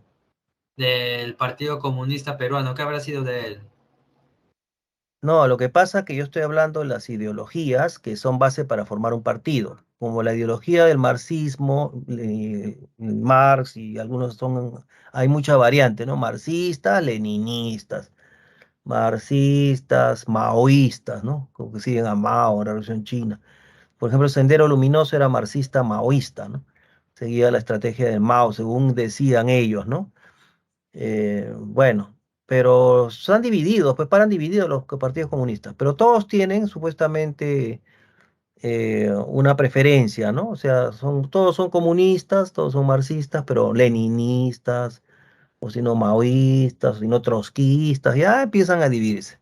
Pero tienen una ideología, pues porque Marx escribió libros, ¿no? El Capital, Manifiesto Comunista, ¿no? Y de ahí nadie más, porque lo resto aquí en Renovación Popular, ¿qué cosa ha escrito ese pues, Porky, ¿no? Porque le dicen, ¿qué ha escrito ese hombre? Eso es lo único que sale, es así como un empresario matón, amenazar, a insultar. No Ah, tiene bueno, ni ha escrito nada. pero Keiko tienen tampoco ha escrito nada. Yo estoy hablando de los que han escrito y son intelectuales. Estos no son intelectuales, pues son gente ambiciosa, oportunista, que se forma un partido, se presentan como caudillos, líderes carismáticos y forman un partido. Pero no tienen ideología, pues, o sea, no han escrito nada. O sea, no son intelectuales que han hecho nada. Ni Fujimori nunca escribió ni una línea sobre el desarrollo del Perú, nada. O sea que simplemente son caudillos, ¿no? Como le dicen en la historia. Bueno, esos son Ah, todos, pues. Sí, no son. bueno, entonces ningún partido político es que tenga ideología y eso, pero sí tienen cierta orientación a esos temas, ¿no? Ah, sí, orientación sí tienen. O sea, por ejemplo, el Porqui se orienta pues a los empresarios, al neoliberalismo, ¿no? La Keiko pues a los narcos, pues de hecho, ¿no? Y también al neoliberalismo, pero camuflado con los narcos, ¿no? Después la Verónica Mendoza sí dice que es marxista, bueno, ahí dicen eso, ¿no? Y ya con los que Después los decían otros se de que creen, Pedro Castillo era comunista, así que iba a ser un gobierno tipo comunista. no, no, ese Pedro Castillo no ha leído ni una página seguro de Marx, ¿qué vas a ver? Él No, lee pero Moll, mucha gente nomás está habló ahí. bastante de ello, recuerdo bastante sus No, videos de los que reflexión. han hablado de eso son los periodistas, pues, los periodistas pagados, que son los que confunden a todo el mundo, ¿no? Los periodistas son los que hicieron Se da cuenta que Castillo no sabe ni hablar, pues, ¿no? ¿Qué va a dar un discurso marxista, leninista, que ha leído El Capital, que son 3 tomos de libros? que no sabe materialismo histórico, ¿qué sabe? No sabe nada de eso, ni sabe liberalismo, ¿no? Ni tampoco de Hayek, de Adam Smith, haber leído Riqueza de las Naciones, no leo nada. Simplemente es un sindicalista, pues un defensor de los trabajadores, ¿no? Que ha llegado al poder, pues y ahí está, ¿no? Y ahora no ven que lo han dejado solo su propio partido, ¿no? El Cerrón sí se dice marxista, si usted ha escuchado hablar, Cerrón dice yo soy marxista-leninista, dice. Ya se supone que tiene una ideología, pues, pero ahí pues están. Pero la gran mayoría no tiene, ¿ah? No tiene, o son simpatizantes de algunas ideologías, pero es una cosa es ser simpatizante, otra cosa es escribir, pues, ¿no? Una propuesta para el Perú, ¿no? No han hecho eso. Bien, y los movimientos políticos ya dijimos que son regionales. ¿Qué hacen los partidos para formalizarse, ¿no? Registro de Organizaciones Políticas, el ROP. Tienen que registrarse, ¿no? En este registro de movimientos, de partidos y movimientos políticos, está a cargo el Jurado Nacional de Elecciones, ¿no? Pero para inscribirse no van así como cualquiera, pues tienen que cumplir requisitos, ¿no? Tienen que tener un estatuto, un comité partidario, una relación de afiliados, ¿no? Las firmas de los adherentes tienen que ser verificadas por el RENIEC para ver si son firmas verdaderas y una cantidad de firmas, etcétera, ¿no? En general, pues hay que cumplir requisitos, ¿no? Pero eso sí, por más que cumplas requisitos, si tú tienes una ideología terrorista, digamos, de destrucción del Estado, no te van a permitir. Por eso que el impedimento, dice ahí, están impedidos de inscribirse en el ROP las agrupaciones políticas que promuevan la destrucción del Estado de Derecho, ¿no? Por eso que Sendero Luminoso, por ejemplo, no se puede inscribir, pues, porque ya han visto, ya han escuchado hablar, mejor dicho, ustedes no han visto, ¿no? Han escuchado de todos los ataques terroristas que quería atacar a comisaría. Eso es atacar al Estado, pues atacar a la comisaría es atacar al Estado, atacar a los soldados, atacar al Estado, atacar secuestrar o matar a alguna autoridad pública es seguir contra el Estado, ¿no? Entonces ellos jamás van a ser un partido formal, pues, ¿no? Siempre son un partido clandestino, violentista, ¿no? Por más que se han formado como Badef, etcétera, para barajarla, pero ni así les Profesor, aceptan, porque ya saben. Sí, profesor, una pregunta. Entonces, en ese caso, el señor Antauro Mara tampoco podría presentarse porque en cada discurso o meeting que da siempre está promoviendo eso de... no creo que le permitan, pero en todo caso Don Tauro habla de reformar el Estado, no habla de destruirlo. Él dice, él es un loco pues también, ¿no? Un agresivo es, ¿no? Pero no dice destruir, él dice fundar el Perú. Y tiene su pequeña ideología media confusa, ¿no? Soy etnocacerista, dice velasquista. Aunque Velasco tampoco escribió, ¿no? Ni Cáceres tampoco, sino simplemente porque son personas reconocidas, ¿no? Porque han hecho cosas por los campesinos, el pueblo. Pero él no tiene una ideología. Debería escribir, pues, para ver qué cosas tiene en la cabeza, ¿no? Pero porque habla cada cosa nomás. Eso sí, pues. No sé, yo creo que no lo van a dejar inscribir, porque le tienen miedo también, porque es muy agresivo, violento, dice que va a matar hasta a su hermano. Es medio loco, pues. Es violento, pues, pero no dice destruir el Estado, ¿ah? Él no dice eso. Si escuchan bien lo que habla, él dice voy a matar corruptos, él no destruye el Estado. No dice que va digamos, dice cambiar la constitución, sí, pero dice que va a haber constitución, no dice que no va a haber. Simplemente es así, pero yo no creo que le dejen cursar, ¿ah? Postular, no creo, porque es muy loco también. Bueno, el número de mujeres acá dice, para elegir representantes dentro de un partido político o movimiento hay que elegir lista de candidatos, ¿no? Y hay ciertos requisitos, ¿no? Que el número de mujeres y hombres no puede ser inferior al 50% del total, ¿no? Hay prohibiciones también a los que ya se inscribieron. Cuando empieza la campaña electoral, también ahí aparecen todas las cosas, pues los corruptos, ¿no? De arranque, por ejemplo, de la cuña, ¿no? Por ejemplo, se prohíbe, dice, ¿no? Los partidos cuando están en campaña política están prohibidos de qué cosa? De efectuar entregas, promesas, ofrecer dinero, regalos, dádivas, obsequios de naturaleza económica, de manera directa o a través de terceros, con excepción de bienes para consumo individual, inmediato, etcétera, y la entrega de artículos publicitarios considerados como propaganda electoral, pero que no deben valer más de 0,3%, o sea, de 13 soles 80. O sea que Acuña, pues, por ejemplo, fue a un mercado y sacó 10.000 soles y le dio a a la gente del mercado. Sí, para que arreglen el mercado. La gente lo aplaudía, pues, ¿no? Pues le dio 10.000 soles. Pero eso era como decir, voten por mí, les estoy pagando, pues eso está prohibido. También está prohibido recibir aporte de personas condenadas o con prisión preventiva por delitos contra la administración pública, tráfico ilícito de drogas, minería ilegal, tala ilegal, trata de personas, lavado de activos o terrorismo. La prohibición se extiende hasta 10 años después de cumplida la condena. Bueno, eso también están prohibido, puede recibir dinero de grupos delictivos, ¿no? Como ven ustedes, terrorismo, minería ilegal, tráfico de drogas, ¿no? Es que eso es lo que ustedes ven, ¿no? Lo que se ve. O sea, la Cuña tiene una foto pues con su familia y con un narco al costado, ¿no? La Keiko también, el Kenji le ha encontrado un montón de droga en los almacenes de que él es dueño en Callao. O sea que se nota que por ahí siempre están con el dinero en los narcos, ¿no? Y eso, pues, por eso les hacen investigaciones. Se prohíbe la candidatura de personas condenadas a pena privativa de la libertad efectiva, suspendida con sentencia consentida o ejecutoria por terrorismo, apología al terrorismo, tráfico ilícito de drogas, violación de libertad sexual, colusión, etcétera. Pero miren lo que dice, ¿ah? Que está prohibida la candidatura de personas con pena privativa de la libertad efectiva o suspendida, pero eso sale de qué? Cuando hay sentencia ya judicial con sentido ejecutoriada, ¿no? Por tema de terrorismo, etcétera. Bueno, ¿De verdad?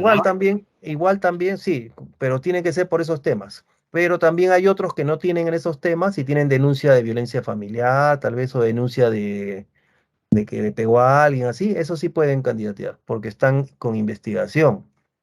Usted está viendo que Keiko, por ejemplo, tiene cuántos fiscales le han metido un montón de denuncias y ella, si ahorita fuera elecciones, ella puede postular, porque no tiene sentencia, pues.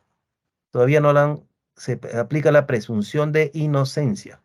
Y la inocencia solo se pierde, digamos, la presunción cuando hay una sentencia judicial, no denuncias del Ministerio Público, así como hace esta fiscal que también está metida con los narcos, ¿no? Con la hermana, eso. Esa pues también le hace como 20 carpetas de investigación, 100 puede hacer, pero mientras no pasa a juicio, porque el Ministerio Público no hace juicio, ellos hacen investigación, buscan pruebas, y una vez que tienen pruebas, según ellos, lo mandan al Poder Judicial, y ahí recién se abre un juicio. Pero mientras no tenga eso, no, todas las carpetas que abra, pues solo son sospechas, ¿no? Pero como abren, dicen, ah, entonces sí es, dicen. Yo no sé, yo no soy defensor de Castillo, yo estoy explicando la parte legal, ¿no? Lo cierto es que aquí se ha instalado una presunción de culpabilidad más bien, ¿no? O sea, se presume que es culpable. Por eso es que los periodistas, esos que le llaman mermeleros de la tele, tienen la culpa de todo eso. Porque ustedes escuchen cuando habla. El presidente sería, el presidente estaría, lideraría, o sea, todo sería, o sea, todo en su posición, ¿no? ¿Y eso qué quiere decir? Cuando yo te digo, si yo dijera, por ejemplo, no sé, pues el comisario de mi comisaría sería un narco, o sea, lideraría. Yo digo eso, ya nadie le va a creer que es un policía honesto, ¿no? O que es un policía tranquilo, ¿no? Porque yo ya estoy diciendo sería, ¿no? Ya. ¿Y qué estoy haciendo cuando hago eso? Presumo que es culpable. Pero en la ley no existe presunción de culpabilidad, lo que existe es la presunción de inocencia hasta que se pruebe lo contrario en un debido proceso. Pero los periodistas han volteado todo eso, pues, ¿no? Y están desinformando a la sociedad. Representantes para las cuotas electorales se refiere a que se debe garantizar que cuenten la participación de mujeres, de los jóvenes y representantes de los pueblos originarios, ¿no? Para ser más democrático. La legislación peruana establece una serie de cuotas mínimas, por ejemplo, en todas las elecciones, que haya 50% de hombres o mujeres, en el caso de consejeros regionales, regidores, 20% de ciudadanos menores de 30 años. No pueden tener más cargo porque, por ejemplo, para presidente tiene que ser 35 años, ¿no? A más. Entonces ellos no, por eso que solo regidores, consejeros. Y 15% de representantes de las comunidades nativas, pueblos originarios, en donde lo determina el Jurado Nacional, ¿no? Es decir, para elecciones regionales, municipales del distrito, la localidad, la provincia, ¿no? Donde están ellos. Bien, ahí tienen copien las claves para ver si podemos resolver una, aunque sea 1A, 2D de día, 3E de espera, 4B de botella. 1A, 2D, 3E, 4B.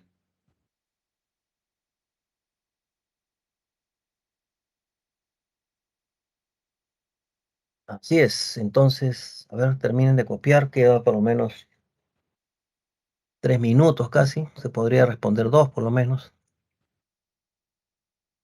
Los que están en la cárcel, no, pues, si están con sentencia mayor de 3 años, no pueden votar. Lo que pasa es que cuando uno lo sentencian a 3 años, tú puedes ser reo libre, o sea, bajo reglas de conducta, ¿no? Te dicen, entonces te dejan en la calle, pero no puedes viajar sin pedir permiso, no puedes viajar sin avisar, ni mudarte, así, ¿no? Te tienen como marcado, pero puedes ir a votar. Un funcionario público sostiene que estas organizaciones son aliadas estratégicas del Estado porque brindan alimentación a bajo costo a poblaciones en situaciones vulnerables, liderada por mujeres llamadas socias. Bueno, ya del momento que dijo que brindan alimentación, se está refiriendo pues a la letra A, ¿no? A una organización social de base. O sea, porque ellos se preocupan más de la cuestión alimentaria, ¿no? Ya eso es fijo. Dos, de los 24 partidos políticos que se encontraban registrados cuando se llevaron a cabo las elecciones del 2021, como consecuencia del resultado de estas, a 15 de ellas se les canceló la inscripción en el registro de organizaciones políticas, tomando como referencia la información para que puedan participar en una nueva contienda electoral, deberán presentar una relación de afiliados equivalentes al, como mínimo al 0,1% de la letra D, ¿no? De los ciudadanos del padrón aprobado para el último proceso electoral nacional. O sea, tienen que volver a inscribirse, eso es lo que está diciendo, ¿no? El APRA, todos han quedado fuera, pues. 3. Un líder político inmerso en un proceso judicial está recluido en un centro penitenciario con prisión preventiva por disposición de un juez. En las elecciones, acá está la respuesta. En las elecciones internas fue elegido por sus militantes para integrar la plancha presidencial. Tomando en cuenta el caso expuesto, mm, el candidato político está facultado para participar en el proceso electoral. La letra E, sí, pues, porque solo están impedidos los candidatos con sentencia firme judicial, ¿no? Esa es la idea, porque entonces, mientras no haya sentencia, ¿qué cosa prevalece? La presunción de inocencia. 4.